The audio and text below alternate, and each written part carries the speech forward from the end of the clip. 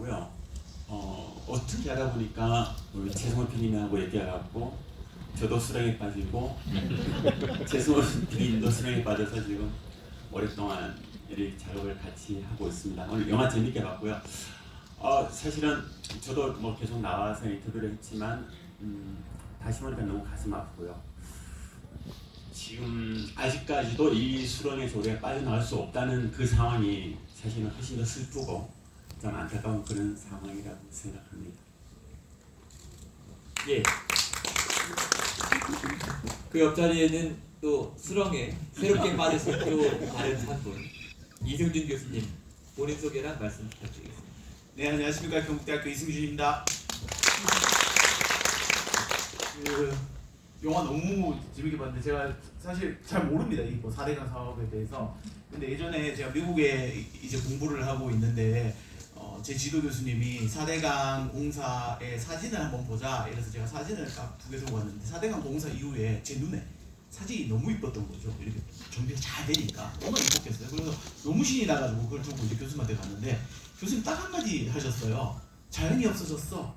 이렇게 말씀하시더라고요. 4대강 전과 후에 자연이라는 글자가 사라졌나 봐요. 그 말씀을 주신 분이 저기 지금 앉아 계세요. 그래서 제가 그때 처음으로 충격을 받았습니다. 내가 헛것 공부했구나. 교수님이 바라보시는 자연이라는 건 다르더라고요. 그래서 그때 많이 배웠던 것 같습니다. 오늘 그 영화의 단적으로 보여준 것 같아요. 저같이 조금 더 젊은 세대들은 사실 이런 내용을 전혀 모르고 잘 정비되고 그 옆에서 도로에서 자전거를 타고 하는 모든 모습들이 이뻐 보이지만 실제로 우리는 강을 갈 수 없는 지역이 되어버렸구나. 그리고 실제로 여기에 계신 너무 많은 분들이 도와주셨기 때문에 사실 연구도 하고 있는 건데 그래서 이 자리를 빌어 너무 감사드립니다.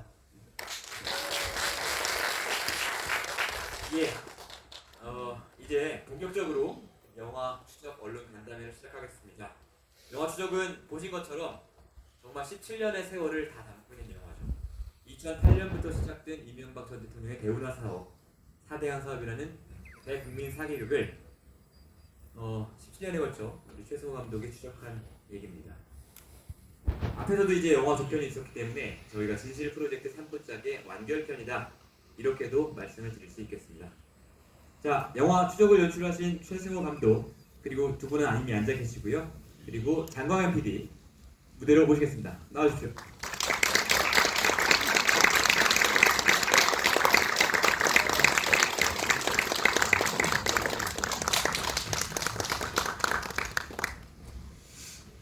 네.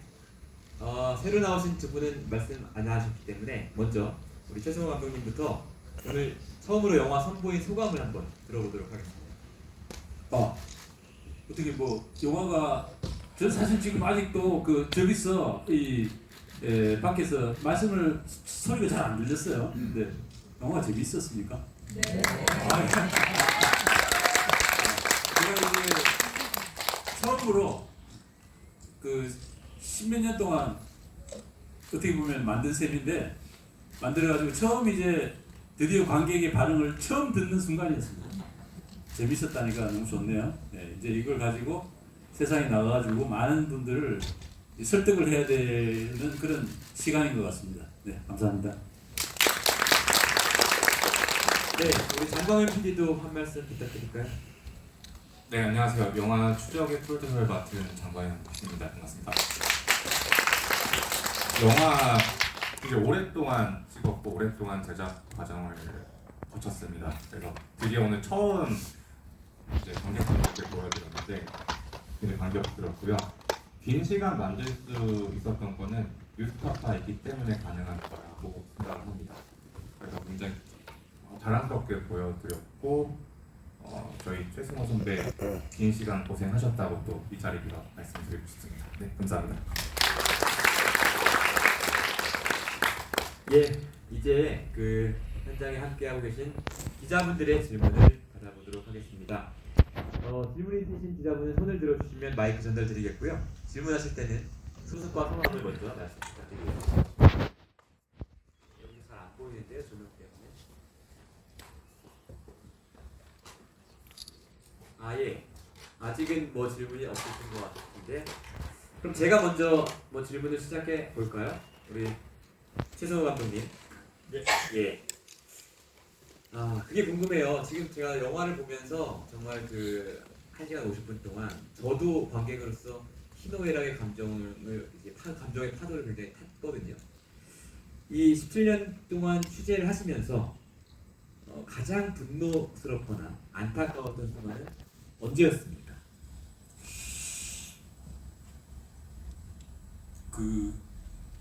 아마도 불방됐을 때, 그리고 이제 제가 결국 PD수업에서 쫓겨나고 그런 상황이었을 것 같아요.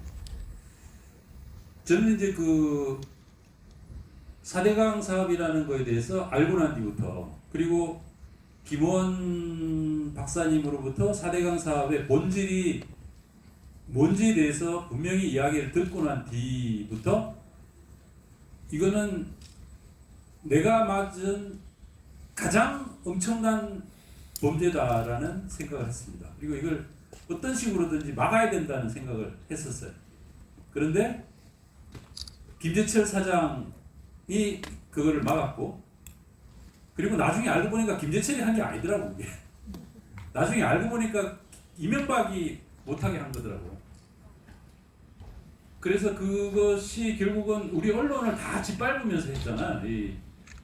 그 4대강 사업도 그렇고 뭐 딴 것도 물론 그랬습니다만.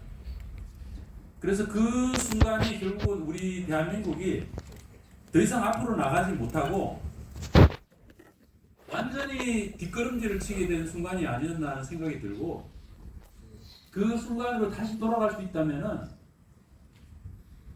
어떤 힘이라도 모아가지고 돌파를 했어야만 된다는 그런 안타까움이 있습니다. 근데 지금이라도 그렇게 해야 되는데, 제가 이 영화를 이 마지막 대목을 그렇게 자신감 있게 하지 못했던 이유는 지금 너무 어려운 상황이라는 저 자신도 너무 잘 알고 있기 때문에 그렇습니다. 그런데 그래도 돌파를 해야겠죠? 예. 그런 심정이라고 말씀드리겠습니다. 지금 상황이 왜 어렵습니까?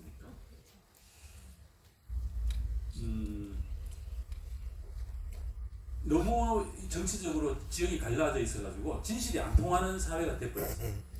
물론 이제 그때는 그래도 나름대로는 공영방송이라는 것도 상당히 건재했고 튼튼하게 어떤 그 진실이라는 메시지를 전달해주는 꽤 큰 스피커들이 있었습니다. 근데 지금은 그런 스피커들이 다 이명박이 사실은 다 망가뜨린 거거든요.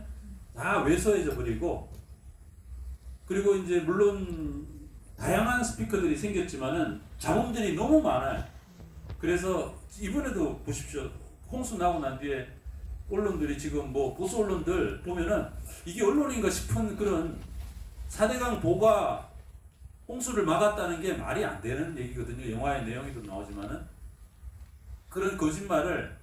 근데 이제 이렇게 개인적으로 기자들을 만나서 해보면은 그분들도 다 기자 정신이 있는 분들이고 한데도 이 4대강 문제에 대해서는 자기네 회사의 그 정체성에 따라 가지고 그냥 막 쓰는 것 같아요.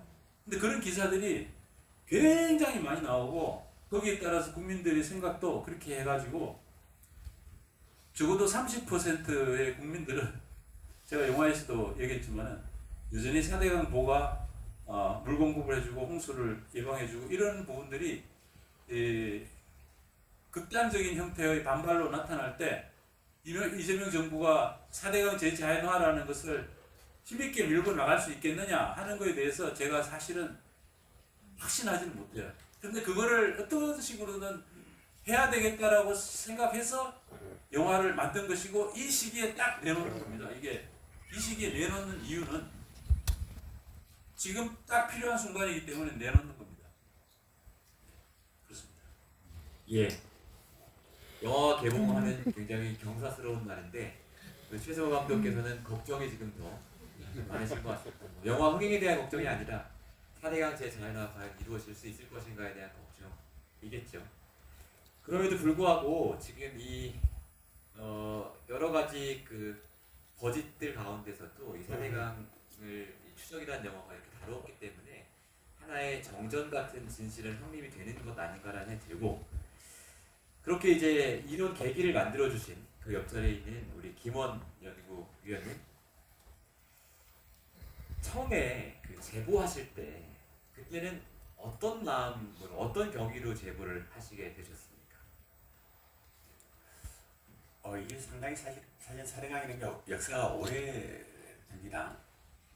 이명박 정부 때가 아니라 이미 노무현 정부 끝날 때쯤에 해서 이미 사대강 대운하 공약이 나왔었고, 그다음에 그때부터 대운하가 시작됐었고, 그게 나중에 이제 사대강으로 이렇게 변질돼 왔고 여러 가지 형태로 이제 바뀌어 왔는데, 저는 어쨌든 이게 강을 연구하는 사람입니다. 그래서 어떻게 하다 보니까 그 변화하는 전모의 과정을 잘 알 수가 있었습니다. 과정을. 그래서 차라리 대운하 때는 거짓말을 안 했습니다. 대운하 자체는 타당성 논란은 알려져 있지만 그때는 거짓말을 안 했었는데, 대운하를 안 한다고 한 다음에 나온 것이 사대강이었습니다. 근데 저는 그 내용을 알고 있기 때문에, 너무나 잘 알고 있기 때문에 이거는 대운하다, 사대강이 아니라 대운하다, 가뭄을 막고 홍수를 막는 사대강, 강을 살리는 사업이 아니라 대운하를 하기 위해서 강을 죽이는 사업이다라는 걸 사실은 너무 잘 알고 있었는데, 대통령이 하고 국가가 하고 그런 것들에서 어떻게 할 수 없었는데, 가장 아까도 나왔지만 도저히 제가 납득하고 참을 수 없었던 가장 큰 부분은 국가의 거짓말, 대통령의 거짓말이었습니다. 도저히 납득이 안 가고, 제가 뻔히 알고 있는데 계속 그걸 사대강 살린다고 했으니까, 저는 사대강이 죽지 않았다는 걸 증명하고 싶었어요. 감정이 좀 복받치시는 것 같아요.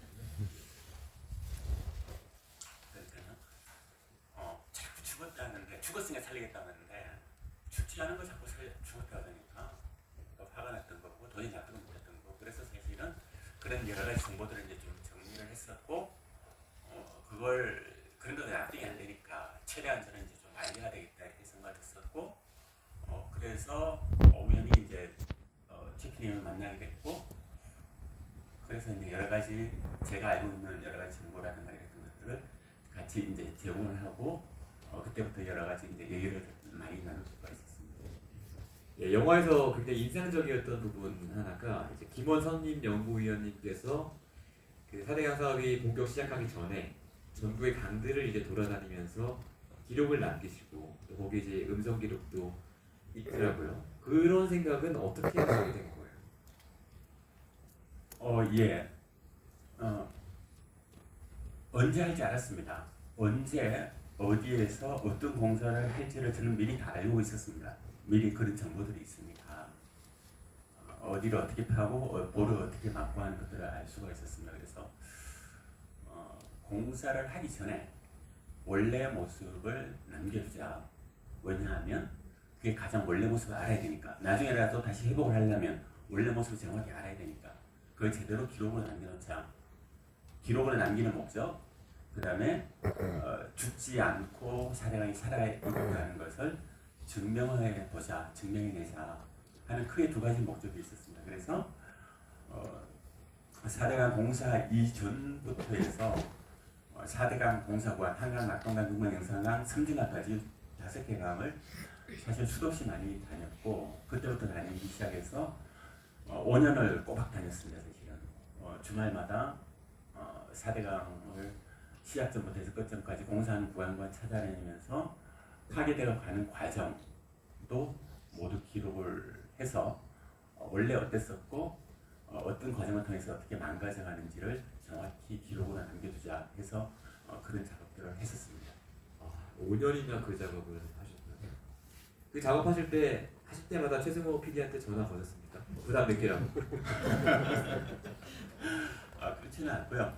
근데 어쨌든 같이 작업을 많이 했습니다. 사실 제일 처음 사대강 PD수첩에 있을 때 방송을 할 때부터 해서 계속 작업을 사실은 17년 동안 같이 한 것 같아요. 계속 같이 한 것 같은데, 저도 그렇게 굉장히 많이 다녔지만 최 PD님도 상당히 집요하시잖아요. 그때도 집요하셨고 지금도 집요하시고, 그래서 그때 제가 느꼈던 현장의 상황들이나 이런 것들도 자주 얘기를 할 기회들이 있었고 그렇게 같이 하면서 어떤 문제들이 있는지 현장에서 어떤 상황들이 벌어지고 있는지 이런 것에 대해서 계속 같이 얘기를 하면서 그런 작업들을 할 수가 있었습니다. 계속 소통을 하면서 작업을. 예, 맞습니다. 예, 혹시 기자분들 질문 있으면 언제라도 손들어 주십시오. 저기 기자는 아닙니다만. 예. 말씀 주십시오. 마이크 전달 좀 부탁드릴까요? 예, 저는 서울대학교 환경대학 홍종호라고 합니다. 예. 그 최성호 PD님, 사장님, 감독님, 예, 너무 잘 만드셨고요. 17년 기억이 많이 떠오르네요. 제가 2007년 12월에 당시 이제 서울시장 막 그만두고 대운하 공약 만들었던 이명박 후보죠. 그 대운하 사업에 경제성이 없다는 그 발표를 한 이후로 시간이 많이 흘렀습니다. 저는 아까 감독님 말씀하신 것 중에 조금 동의하기 힘든 게 하나 있는데요.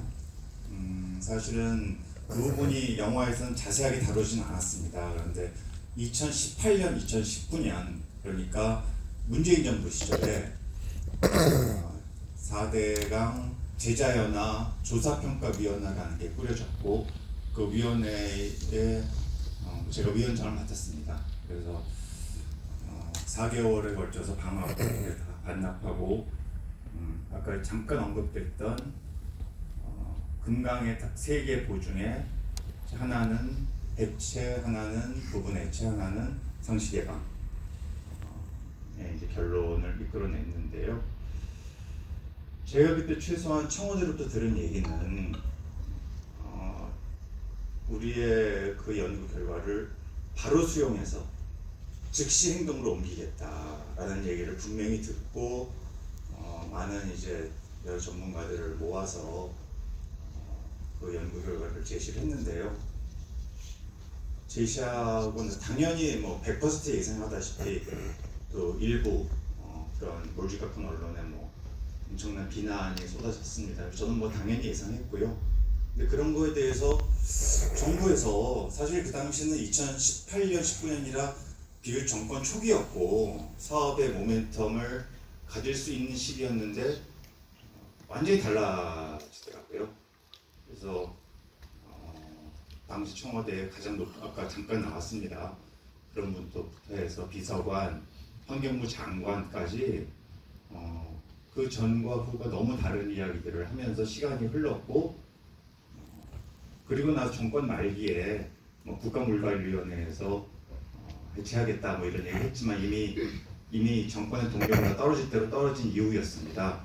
저는 아까 최 감독님께서 이게 너무 이념적으로 갈라서 있고 과연 해결되겠다 이런 이제 우려의 말씀을 하셨는데 과연 이게 이념만으로 볼 수 있는 건지 문재인 정부 시절조차도 공약도 있었고 이 사업 근본적으로 재검토하겠다. 그럼에도 불구하고 그냥 또 그런 결과를 냈고 거기에 대해서 이걸 받아서 최대한대로 빨리 진행을 하겠다는 말을 했음에도 불구하고 결국 진행은 안 됐고 여기까지 왔습니다. 그래서 이게 과연 어떤 30% 우리 국민 말씀을 하시지만 이게 그 문제인지 아니면 아직도 대한민국 사회에 면면이 흐르는 이 개발에 대한 어떤 개발을 다시 원상으로 돌리는 것에 대한 두려움 이런 것이 어떤 이념적 성향을 막론하고 우리 모두의 마음에 아직도 많이 스며들어가 있는 것은 아닌지 사실은 뭐 호남의 영산강도 그 지역에서 4대강 사업에 대해서 그다지 그렇게 막 엄청 비판적인 얘기 꼭 나온 것은 아니었고요. 그래서 그 부분 어떻게 생각하시는지 저는 감독님께 좀 여쭤보고 싶습니다. 저는 뭐 교수님 말씀에 전적으로 동감을 합니다. 예. 그런 부분들이 분명히 있죠. 분명히 있고 또 반면에 제가 아까 말씀드린 것처럼 국민의힘 세력이나 그러니까 4대강 사업을 주도했던 정치 세력이 이 이슈를 굉장히 정치적으로 이용을 하면서 그 영남의 특히 그 여론을 굉장히 극단적인 형태로 몰고 가면서 아마 문재인 정부에는 상당히 그 문재인 정부가 부담을 많이 느꼈으리라고 저도 생각합니다. 선거라는 거는 정치 세력들이 늘 감안을 하는 부분이니까요. 그래서 그런 부분들도 있고 또 그리고 그만큼 어떤 면에서 보면은 교수님 말씀하신 것처럼 이 4대강 사업에 대해서 보는 정확한 시각과 원칙이 확립되어 있지 않은 거죠. 사실은 따지고 보면은 진상을 4대강 사업이라는 것의 진상을 정확하게 국민들에게 매우 강력한 방법으로 제시를 하면서 국민들을 설득을 하면서 저들이 무슨 짓을 했는지 우리 자연을 얼마나 파괴를 했고 이대로 가면 우리 후손들이 어떤 일을 당하고 독소에 의해 가지고 어떤 피해를 당할 수 있는지를 정부가 갖고 있는 힘을 가지고 충분히 설득을 하고 공세적으로 했다면은 오히려 선거에서 사실은 그걸 사업을 주도하는 정치 세력이 손해를 더 보지 않을까요? 그런데 그런 생각을 못했던 것 같아요. 그리고 막연히 그냥 이거 보태내 부신다 이런 그 식의 정치 세력의 반발 그쪽의 여론 여기서 표가 떨어지면 얼마나 떨어질지 제가 잘 모르겠는데 어쨌든 그런 것들 때문에 계속 이제 그저 조심스럽게 그냥 로키로 하면서 자꾸 이제 하면서 이제 결국은 안 됐던 것 같습니다. 그래서 여러 가지가 굉장히 복합적이고 어쨌든 그래서 그렇기 때문에 저는 이 전말을 다 담은 영화를 통해서 그거를 보여주고 싶었던 겁니다. 이 사업의 본질이 뭐고 이거를 놔두게 되면 어디로 갈 수밖에 없고 라고 하는 거를 분명히 본다면은 어떤 결단을 내리고 그걸 확산시키는데 도움이 되지 않겠느냐 하는 그런 생각 때문에 만든 것인데 말씀대로 그런 요소들이 충분히 있습니다. 예. 혹시 다른 질문 저 뒤에 손들어 주신 기자분이 계십니다. 마이크 전달 부탁드리겠습니다. 안녕하세요. 너무 감사드립니다. 너무 안타깝고 그렇습니다. 저는 캐나다 퀘벡주 몬트리올에서 캐나다 한국영화제라고 하는 아시아 예술영화제를 하기도 하고 학교에서 강의를 하기도 합니다. 그곳에서 잠시 여기 방문했는데 다행히 오마이뉴스의 성하온 기자님께서 이런 영화가 있다 와라 그래서 그냥 뭔지도 모르는 상태에서 왔는데 이런 아주 정말 폭발적인 여러 가지 다양한 생태계의 현상을 17년간을 따라온 그런 아주 압축적인 모습으로 영화를 보여주셔서 너무 감동이었습니다. 그리고 이 생태계에 대한 영화 같은데 정치적인 생태계, 그다음에 미디어의 생태계, 권력의 형성 과정의 그런 생태계, 또 자연 환경, 저희가 정말 물로 만들어진 이 신체, 전반적인 신체에 대한 그 물의 생태계를 통해서 지구적으로 보여지고 있는 환경적인 요소까지 다 보여주신 것 같고 또 사람의 건강, 그 지역 주민들의 그런 삶의 모습을 17년을 쫓아가시면서 보여준 거라 너무 귀한 영화라고 생각합니다. 한편으로는 이게 지금 정치적인 그런 이념적인 갈등으로 보여지는 그런 지역적인 거라고 저는 생각하기도 합니다.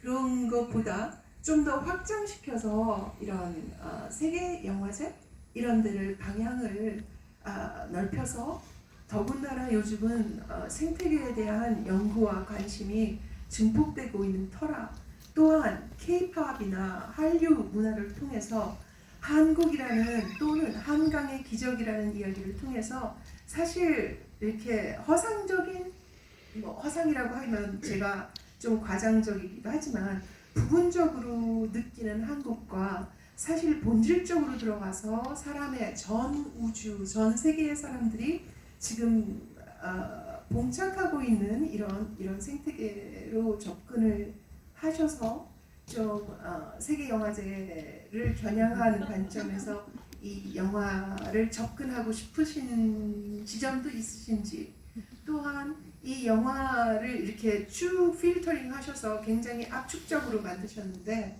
여러 가지 건드려야 될 지점들이 있는데 그런 부분들을 가지고 다시 영화를 하실 것인 이 주제로 계속적으로 나갈 계획을 가지셨는지도 알고 싶습니다. 예, 대답해 주십시오. 예. 새로 영화를 만들어야 돼. 너무 힘들어요.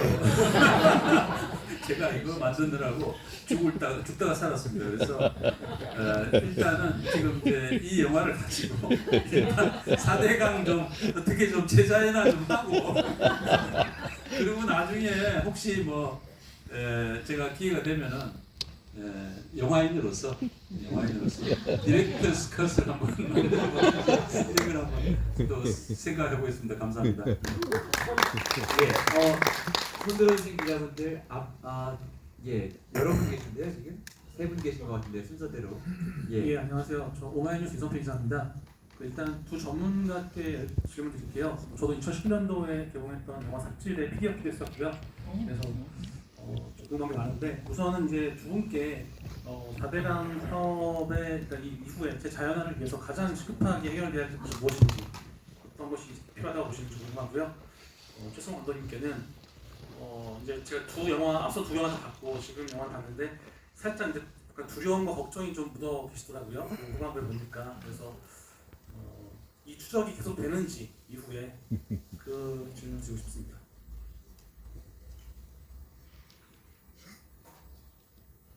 예, 제가 먼저 말씀드리겠습니다. 4대강 사업에서 지금 당장 해야 될 것들을 질문을 주셨는데 저는 제 생각에는 일단 4대강 실상에 대해서 오늘 영화처럼 제대로 알리는 게 저는 상당히 중요하다고 생각합니다.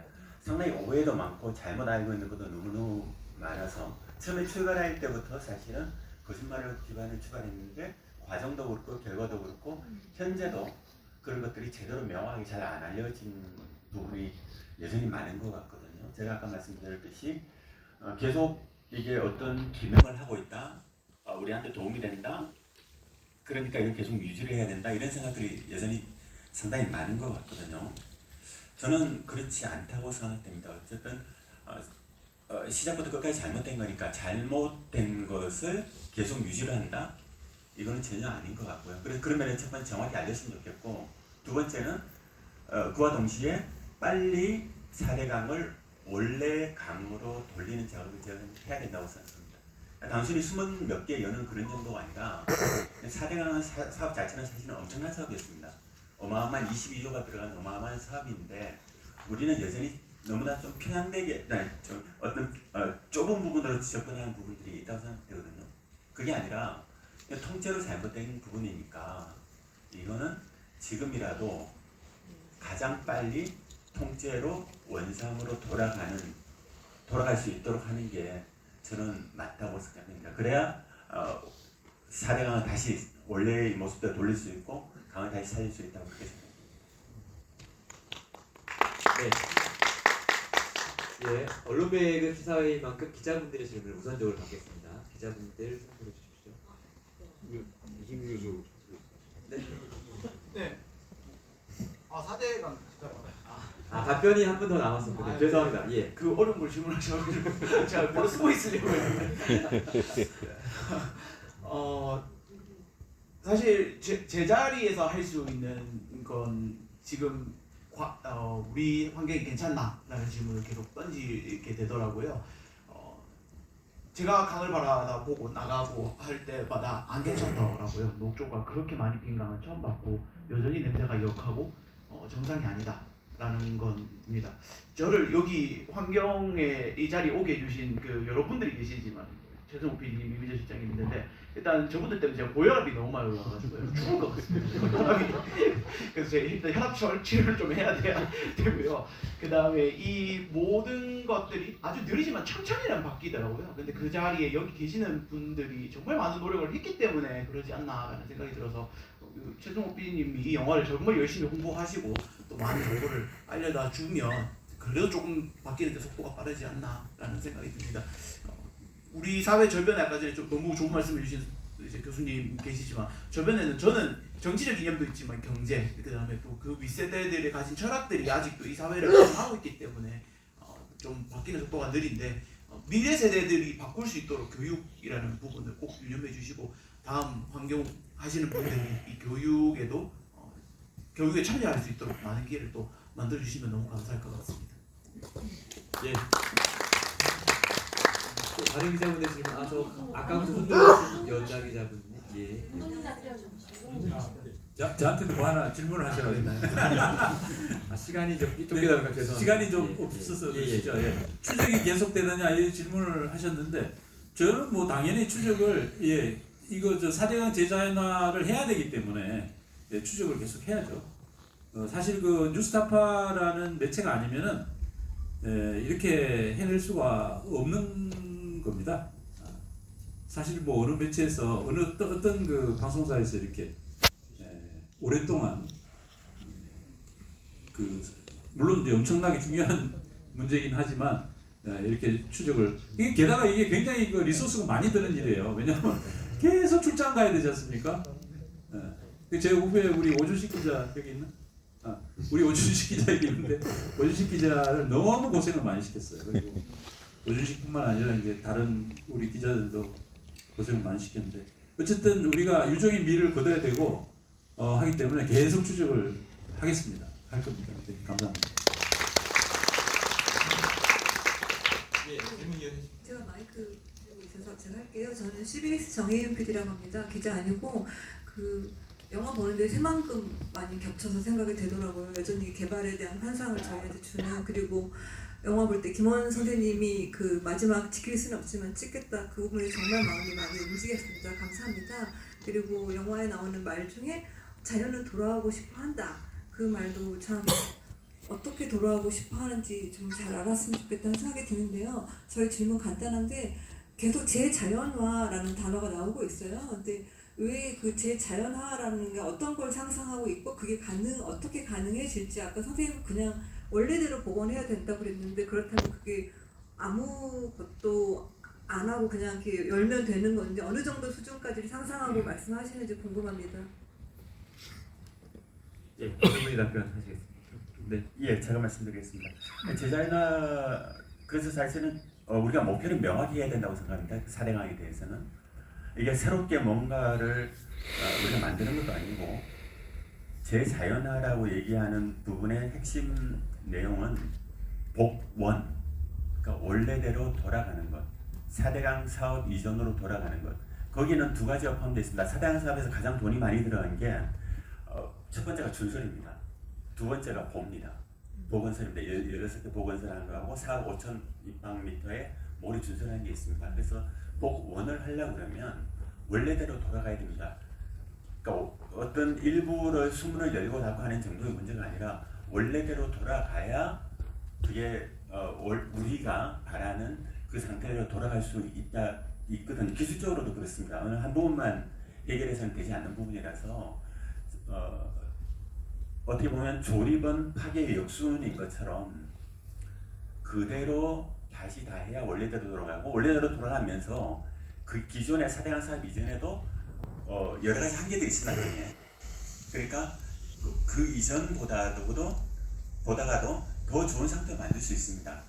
그러니까 4대강 이전으로 돌아가면서도 그 전에 문제됐던 것까지 다 해결하는 그래서 훨씬 더 바람직한 방향으로 나갈 수 있는 그런 것들이 가능합니다. 그래서 외국에서도 자연 기반 해법 이런 것들을 많이 합니다. 결국은 가장 자연을 기반으로 해서 가장 좋은 솔루션을 찾아가는 것들이 현대사회가 얼마든지 가능하니까 4대강이 너무 큰 덩치라서 우리가 잘 쉽게 접근을 못하는데 얼마든지 원래대로 돌아갈 수 있고 그 이전보다도 더 좋은 환경으로 자연을 만들어갈 수 있다. 4대강은 그런 목표를 가지면 저는 가능하다고 생각합니다. 네. 저쪽에 손들어주신 기자분 마지막 질문. 마이크 전달 부탁드립니다. 네, 영화 잘 봤습니다. 저는 SBS 이규형 기자고요. 위원님하고 우리 최PD님한테 간단하게 여쭙겠습니다. 제가 이 영화를 보면서 가장 인상 깊었던 것은 록조라떼보다도 그 거대한 모래산 위에 서 있는 조금 작은 사람이었습니다. 위원님이 찍으신 아마 사진인 것 같은데요. 그 사진이 왜 그렇게 인상 깊었냐면 제가 최근에 우리 위원님 쓰신 한강 1968이라는 책을 봤기 때문입니다. 그 책에 보면 한강의 그 아름다운 금빛 모래들이 다 준설이 됐다는 사실을 알고 나니까 그 그림이 너무 가슴 아프게 와닿습니다. 근데 영화에 나오지만 우리나라 하천의 축복을 받은 게 모래하천이라는 점이라고 하셨는데요. 제가 가문에서 왜 우리나라만 모래하천인 건지 우리나라의 어떤 특성 때문에 모래하천인지가 좀 궁금하고 볼을 열고 그 다음에 또 그런 자연적인 형태로 돌아가면 지금도 아까 우리 사례로도 봤지만 어떤 원리에 의해서 그게 다시 모래가 그렇게 금방 쌓이게 되는지 그게 좀 궁금합니다. 그리고 영화에 나온 사례 중에 그 독일의 사례를 드셨는데 그게 다시 복원돼서 그런 형태로 돌아왔다는 게 굉장히 놀랍기도 했는데 거기 보면 인공구조물이 좀 보이더라고요. 근데 이게 자연하천으로 복원했는데 거기 왜 인공구조물이 있는지 그게 좀 사실 잠깐 궁금했습니다. 네. 예, 두 분 답변. 먼저 위원님부터. 예, 제가 자꾸 말씀을 많이 드리게 되는데요. 고맙습니다. 한강 1968 선정해 주셔서 제가 최근에 한강의 원래 모습, 그다음 한강이 파괴되어 가는 과정, 1960년대부터 80년대, 2000년대 현재까지 그 과정을 담은 책을 출간을 했는데요. 말씀하신 대로 거기서 한강의 가장 큰 변화도 원래 모래하천이던 것이 지금 우리는 모래 한 톨 볼 수 없는 물만 가득한 강으로 그렇게 바뀌었습니다. 그때 그렇게 만든 것이 우리 7, 80년대 강에서 모래를 보내고 하고 분설하고 모래를 막고 했던 게 한강 통합 개발이고 70년대 한강 개발입니다. 이게 사실은 똑같이 4대강에서도 하고 막고 하는 걸로 똑같이 적용이 됐습니다. 그러니까 4대강의 확장판, 아니 한강 통합 개발의 확장판이 4대강이고 4대강과 한강 통합 개발은 어떻게 보면 쌍둥이입니다. 거의 내용이 똑같습니다. 그래서 원래 한강에도 그렇게 모래가 많았고 우리나라 낙동강에도 그렇게 모래가 많은 우리나라 하천들입니다. 우리나라 나름대로 특성이 있습니다. 근데 대부분의 하천에서는 모래가 많은 하천들이 많습니다. 우리나라도 좀 상위로 올라가면 모래가 아니라 자갈인 하천들이 많고요. 하위로 내려오면 이제 모래가 상당히 많습니다. 그래서 우리나라만이 모래가 많은 건 아니고 대부분 강 하류로 가면 대부분 모래가 상당히 많은 하천인데 사대강이든 한강이든 그렇게 모래가 많은 하천들이 개발을 하고 준설을 너무 과도하게 함으로써 우리가 지금 보면 한강처럼 모래가 없는 그런 하천으로 바뀌었고, 그 다음에 복원이 가능하다라고 질문하는 분들이 많습니다. 저는 가능하다고 얘기합니다. 물론 100% 돌아가는 건 불가능하겠지만 우리가 노력하고 우리의 지향점을 정확히 갖고 있으면 100%는 안 되지만 어느 정도까지는 충분히 저는 돌아갈 수 있다고 생각합니다. 그게 원래 자연으로 돌아가는 거고 그렇게 유지되어 왔고 앞으로 그렇게 가야 되니까 저는 가능하다고 생각합니다. 예, 그 이자르강 부분은 그 이제 인공적으로 콘크리트 같은 게 좀 보이는 그 부분을 말씀을 하시는 것 같은데, 그 원래 이제 운하 형태로 저 구조물들이 좀 있었던 것을 완전히 다 그 해체를 하지를 않고 사람들이 이렇게 좀 이렇게 강변 이쪽에서 좀 이렇게 앉을 수 있는 그런 뭐 계단 비슷한 그런 형태로 좀 남겨놓은 부분들도 있는 것 같았습니다. 예. 그래서 이제 이자르강은 기본적으로는 그 원래 이제 좁은 수로로 이렇게 만들어 가지고 그 강을 이렇게 좁은 데다가 가둬놨던 거를 기본적으로 강폭 자체를 굉장히 넓혔죠. 이렇게 넓히면서 그 물이 이렇게 다닐 수 있는 그 공간을 굉장히 넓히는 그런 공사와, 그다음에 이제 자연스럽게 이렇게 그 생물들이 이렇게 서식할 수 있는 공간들을 많이 만들어주고 한 그런, 그리고 주변에 이제 제방도 상당히 강화했고요. 예, 제방도 상당히 이제 잘 무너지지 않은 형태로 굉장히 강력하게 이렇게 만들어서 홍수에도 대비를 하면서도 사람들이 쉽게 강을 이렇게 같이 느끼고 즐길 수 있고 생물들도 거기서 잘 서식을 할 수 있도록 하면서도 그 콘크리트 같은 걸 완전히 다 해체하지는 않고 나름대로는 좀 이렇게 그 흔적을 좀 남겨놓는 그런 형태로, 그리고 구조물도 완전히 다 해체한 것 같지는 않더라고요. 네, 옛날에 그 작은 그 보 형태의 구조물들이 있는 부분들도 여전히 남아 있는데도 몇 군데 있는 걸 봤습니다. 물론 그 구조물은 우리 지금 이제 저기 사대강에 있는 그런 상당히 큰 댐 규모의 그런 구조물은 아닙니다. 그런 구조물은 아니고 물이 그냥 이렇게 흘러내리는 그런 정도의 구조물이었습니다. 네. 예, 저 앞에 기자분이신가요? 마이크 전달 부탁드립니다.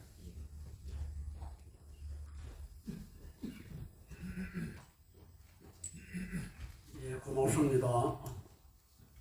저도 설대환경대학원의 명예교수인 김정욱입니다. 지금 오늘 이 말 못하면 집에 가서 잠 못 잘 거가 돼서 소리 계속 들었습니다. 아까 저 영화를 보니까 제가 지금 몸을 떨고 있는데 영화를 보고 화가 나서 떨기도 하지만 사실 추워가지고 떨거든요. 목소리가 떨리더라. 좀 양해해 주시기 바랍니다. 아까 영화를 보니까 최승호 선생님이 옛날에는 얼굴이 팽팽했는데 지금 뭐 주름이 많이 졌더라고요. 수고 많이 해줘서 고맙습니다. 제가 서울대학교 대운하를 반대하는 서울대 교수 모임에 제가 대표를 했었고요. 그 다음에 전국 교수 모임에도 대표를 했습니다. 그때 이제 조국 교수가 간사를 하면서 수고를 좀 많이 해줬습니다. 그러면 만들어지고 난 뒤에는 제자회나 사대한 제자회나 포럼을 제가 또 운영했고요. 지금 현재는 또 관심 있는 오대강 의협의회 지금 비장을 지금 맡고 있습니다. 제가 좀 질문하고 싶은 건 좀 더 큰 문제를 드리는 것 같은데, 제가 그 활동하면서 박근혜 지지하는 국회의원들한테서 제가 들은 이야기입니다. 그게 뭔가 하니까 박근혜하고 이명박이가 경선을 할 때 박근혜가 이기고 있었는데 이명박 쪽에서 주말에 한 사흘인가 아마 시간을 더 달라 그랬다 합니다. 그런 동안에 이제 이게 제가 들은 이야기니까 바로 당 국회의원들은 들은 이야기입니다. 이명박이가 무슨 일을 했는가 하니까 건설업체들을 모아가지고 지지해달라. 그래가지고 이명박이가 난데없이 그냥 박근혜 전혀 생각을 못한 그래서 이겨가지고 대체 후보로 나오게 됐답니다. 그러면서 하는 이야기가 그때 이제 건설업체인데 약속을 했는데 돈을 주고 약속했는데 그거를 만들어낸 돈이 바로 한반도 대운하였다고 이렇게 이야기하는 걸 제가 들었습니다. 그러면서 이제 한반도 대운하가 이제 나중 안 된다 그러니까 그 사업이 뭐가 됐는가 하니까 4대강 정비 사업으로 이름을 바꿨습니다. 4대강 정비 사업할 때 돈을 이야기한 예산이 14조 원이었습니다. 근데 한강 정비 사업을 4대강 정비 사업이 97% 이상이 다 완공되었다고 건설부에서 발표한 지 얼마 안 되는데 또 정비하겠다 그러니까 이게 말이 안 된다 그래서 우리가 반대를 하니까 그럼 4대강 살리기 사업이다 해가지고 시합을 시작했는데 그때 예산이 얼마나 22조 원이라 그랬는데 사실은 14조 원은 건설업체에 돌아가는 돈이고 8조 원은 수자공사에서 빌린 돈이었습니다. 그래서 왜 14조 원을 건설업체에 주는 돈인가 물어봤더만은 그 돈은 14조 원은 위에서 찍어 내려온 돈이기 때문에 그 변경할 수 없는 거라 그렇게 이야기했습니다. 그래서 제 의심이 그겁니다. 그 14조 원을 건설업체에 주기 위한 거는 거기에 건설업체에서 거기서 돈을 빼주기 위한 거 아니었나. 그리고 이제 사업하는 동안에 우리가 또 그 사업에 참여한 업체들한테 이야기를 많이 들었습니다. 그래서 단부추록이나 이런 그 공사 기계 있죠. 그 차 돌아가는 그 기계.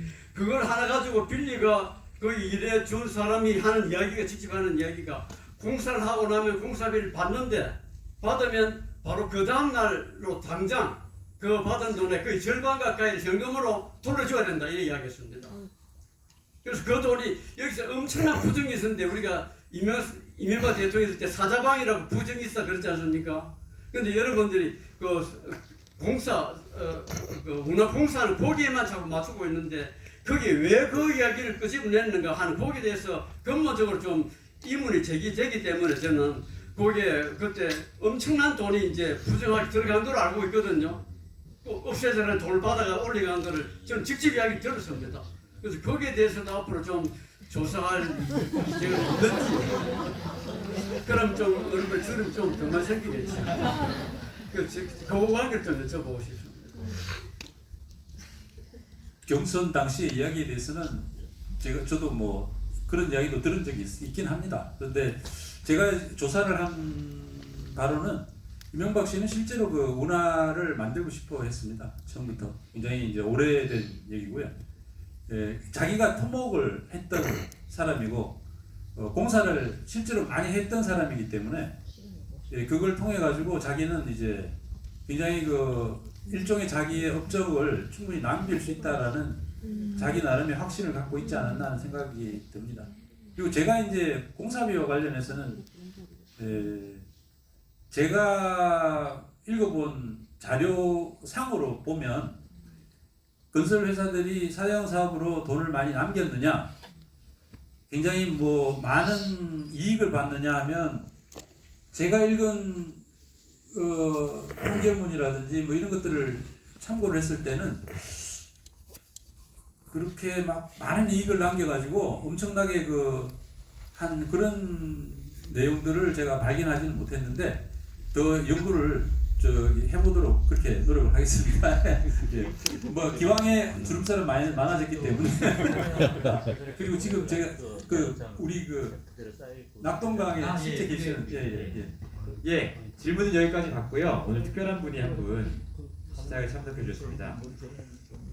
직접 현장에서 4대강 사업 문제를 해결하기 위해서 엄청난 노력을 해오신 분인데요. 임희자 낙동강 네트워크 집행위원장님 모시겠습니다. 어디 계십니까?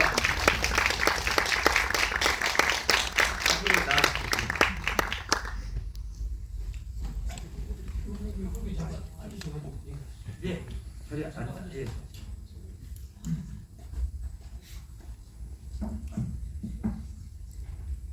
예. 안녕하십니까? 예. 반갑습니다. 많은 노력. 유튜브에 있습니다. 정말로 많은 노력을 현장에서 저희가 못 가는 곳에서 목소리가 달라졌어. 감사드리고요. 어떻습니까? 실제로 낙동강 가까운 마을에 살고 계시잖아요. 주민들이 느끼는 어떤 그 녹조에 대한 불안감 이런 것들이 정말로 그렇게 큰가요? 사실 2024년 이전까지는 굉장히 좀 일반적으로 이 문제를 환경 일반적인 문제로 바라보는 것 같아서 굉장히 좀 안타까웠고요. 근데 이제 2024년에 이제 우리가 다 기억하시지만은 낙동강물 조사부터 시작해서 수돗물 그리고 대기, 농산물 이렇게 조사가 결국 대기까지 확장되면서 24년도에는 인체 조사까지 가졌습니다. 그 인체 조사 결과가 2024년도에 나왔습니다. 이 조사 결과가 나오면서 사실 주민들의 반응은 굉장히 급격하게 변했습니다. 굉장히 두려움에 그런 녹조가 실제 두려운 그런 존재로 다가왔던 것 같고요. 그리고 그러면서 제가 살고 있는 마을의 주민들이 14분이 조사에 응했는데 그 중에 7분이 검출이 됐거든요. 그러고 나니 이제 실제 주민들이 움직이기 시작하고 있습니다. 국정기획위원회에 서명을 받아서 직접 이제 녹조 문제를 해결해 달라라고 하는 그런 요구 사안도 지금 보내고 있고 마을 안에서 녹조 문제를 어떻게 해결할 것인지 하는 그런 대책 모임들도 가지고 있고 그래서 실제 이제 저희 같은 경우에는 그렇게 움직이고 있는 그런 참원 같은 경우는 굉장히 좀 활발해졌습니다. 인체에 이제 검출된 게 굉장히 크게 다가오고 있는 모양인 것 같습니다. 네네. 영화를 보면 이제 지자체들이 취수구 공사를 해야 이제 수위를 낮출 수 있고 그래야 이제 보를 개방할 수 있게 되는데 지자체들이 이걸 막고 있다는 얘기가 나오지 않습니까? 이 문제 가지고 지자체랑 좀 소통을 해보신 적은 없습니까? 실제 이제 저희 같은 경우에는 함안보하고 합천보가 실질적으로 이제 취수원이 위치하고 있는 상류에 있는 보들이고 이 보로 인해서 녹조의 영향을 실질적으로 받고 있기 때문에 굉장히 좀 절실합니다. 절실해서 농민들을 직접 만나는 작업들도 굉장히 빈번하게 하고 있습니다. 그러면 이제 저희가 느끼는 건 그렇습니다. 좀 안타까운 게 문재인 정부 때 저희가 가장 안타까운 게 현장에서 저희가 주민들의 목소리를 들어보면 사실 물 이용에 문제가 없으면 된다라는 게 농민들이 가지고 있는 일반적인 입장입니다.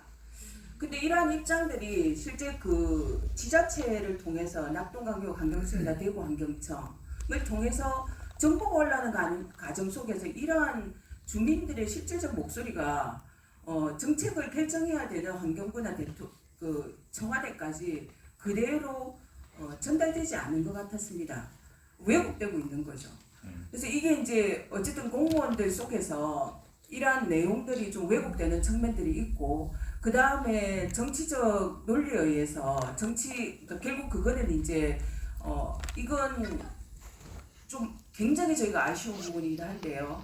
국민의힘은 기본적으로 이 문제에 대해서는 뭐 그냥 가로막히고요.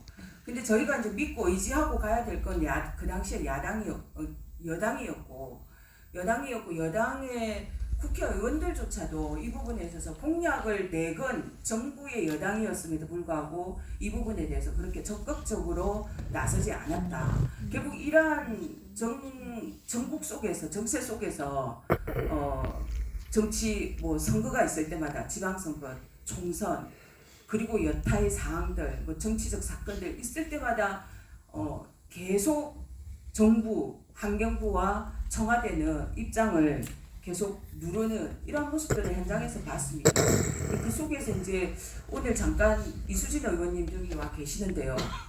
유일하게 이수진 의원님이 계속 저희들과 마지막까지 하면서 이 문제를 함께 해오셨던, 힘을 주셨던 의원님이기도 한데요. 이수진 의원님 어디 계세요? 먼저 나왔습니다. 예. 박수 한번 쳐드리려고 했더니. 그래서 유일했던 것 같습니다. 그래서 이러한 정세들이 결국은 국정공약으로 내세웠고 중요한 국정과제로 설정을 했음에도 불구하고 문재인 정부 때 아무것도 해내지 못했다. 저희는 중요한 건 지자체의 생각도 중요하지만 이보다 더 중요한 거는 현장의 목소리를 정확하게 정책을 판단하는 의사결정권자가 정확하게 파악하고, 그리고 이것에 대한 문제점을 해소하고 가면 의제를 풀어나가면 되는데 이게 지금 안 되는 거죠. 그래서 이번 이재명 정부는 저는 이 부분에 중요한 문제가 있다라고 생각합니다. 오늘 환경부 장관이 취임을 하고 새 정부에 왔습니다. 아침에 저도 이제 잠깐 들렸다고 왔는데요. 공무원들이 수장공사 그리고 환경부의 공무원들이 뭐 국실장까지 쫙 한 뭐 20-30명 정도가 함께 왔습니다. 배석을 했는데요. 거기에 온 공무원들이 대체로 윤석열 정권 아래에서 4대강 사업을 오늘의 이 모양으로 고착화시킨 공무원들이 그 20-30명을 다 차지하고 있는 겁니다. 장관만 지금 딱 바뀌었고 하나도 변한 게 없다는 겁니다. 그리고 그 장관은 오늘 이렇게 얘기를 했습니다. 어쨌든 여기 저 혼자 결정할 수 없는 문제입니다. 여기 있는 공무원들과 함께 의논해서 대통령실과 의논해서 풀어야 됩니다. 라고 얘기했습니다. 이런 얘기를 듣는 순간 또 소름이 끼쳤습니다. 이거 또 문재인 정부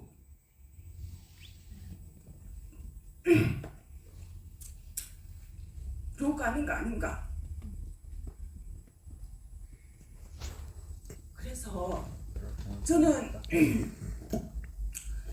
공약이고, 그리고 이것이 국정기획위원회를 통해서 국정과제로 된다면 이건 해야 될 일입니다.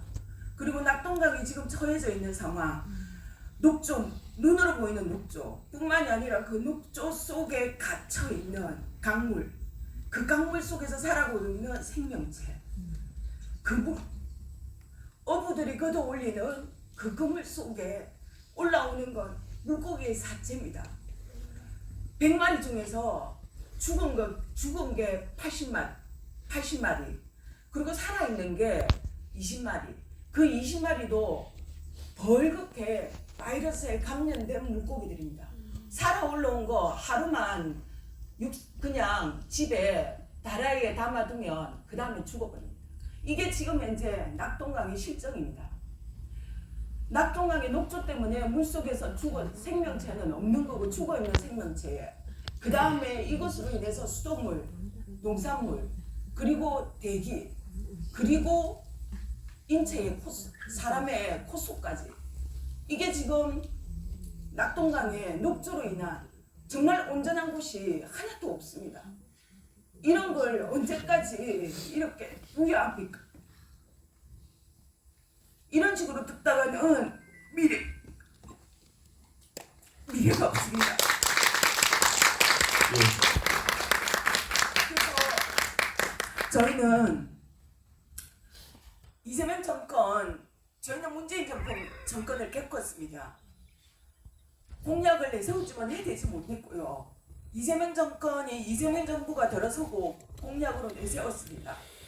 힘이 있는 건 저희는 2년이라고 생각합니다. 지금 현재 어쨌든 녹조 문제를 빠르게 푸는 거는 수문 개방이고, 수문 개방을 하려고 한다면 지금 문제가 있는 치양수 시설을 빠르게 개선해야 됩니다. 근데 이거 저희가 전문가들에게 자문 받아보면 치양수 시설 개선 내년 상반기까지 국가가, 정부가 의지만 있다면 기술자들은 해낸다라는 겁니다.